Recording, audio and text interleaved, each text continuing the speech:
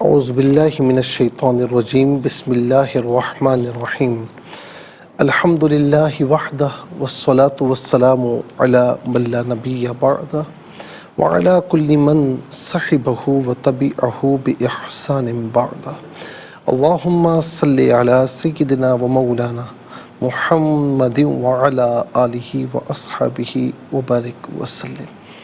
محترم ناظرین و سامعین، ڈیئر ویورز اینڈ لسنرز، السلام علیکم ورحمۃ اللہ وبرکاتہ۔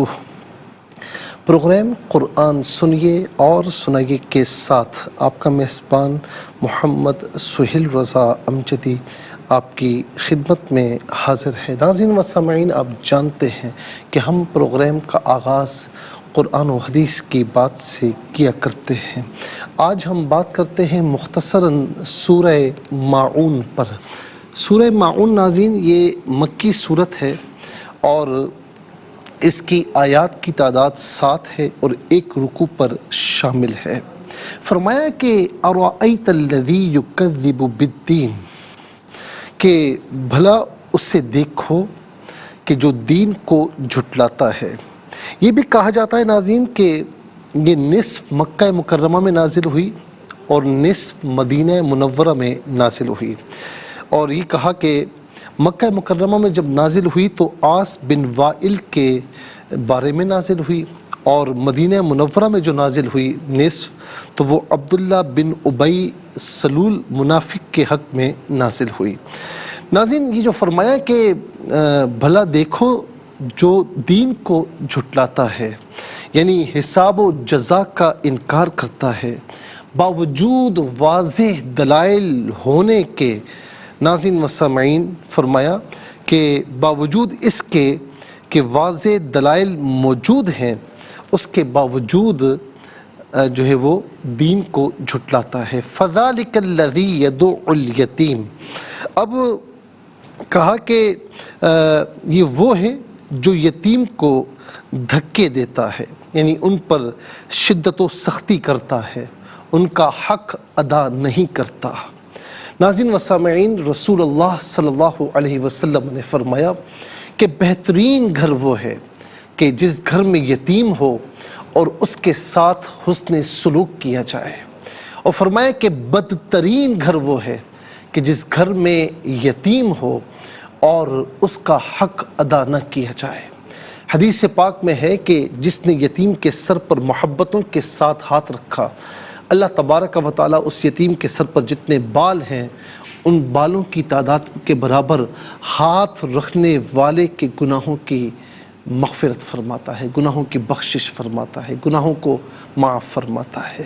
فَذَلِكَ الَّذِي يَدُعُّ الْيَتِيمَ، کہ دین کو چھٹلانا کیا ہے؟ جو یتیم کو دھکے دیتا ہے۔ وَلَا يَحُضُّ عَلَىٰ طَعَامِ الْمِسْكِينِ، اور مسکین کو کھانا دینے کی رغبت نہیں دیتا، یعنی نہ خود ان کی مدد کرتا ہے اور جو ان کی مدد کرنا چاہتے ہیں تو ان کو بھی منع کرتا ہے۔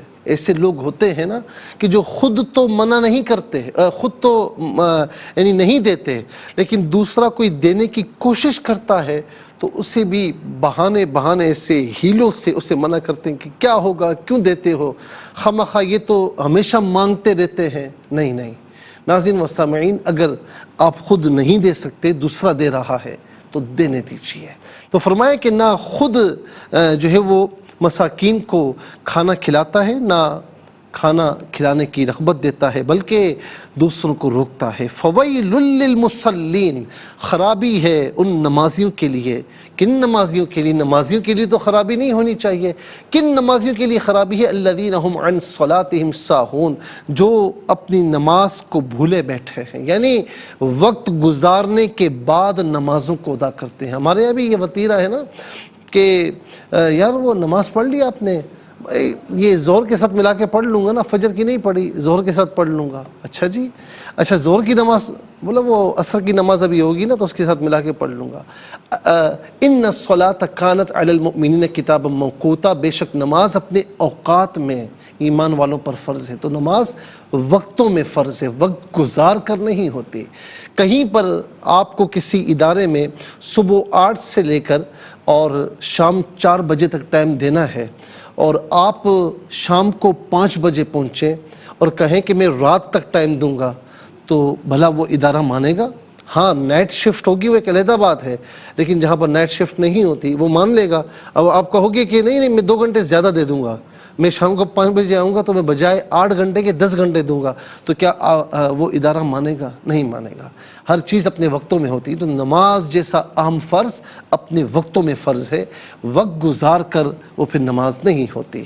الذین هم یراؤون، کہ جو دکھاوے کرتے ہیں، الذین هم یراؤون یعنی جو دکھاوا کرتے ہیں، اپنے ہر معاملے میں دکھاوے سے کام لیتے ہیں، یعنی اپنے آپ کو نمازی ظاہر کرتے ہیں، اپنے آپ کو نیک ظاہر کرتے ہیں، اپنے آپ کو اللہ کی راہ میں دینے والا ظاہر کرتے ہیں۔ تو جو ظاہر کرنے کے لیے کام کرے گا نیک کام، تو فرمایا کہ ان کے لیے خرابی ہے، ان کے کسی نیک کام کو قبول نہیں کیا جائے گا۔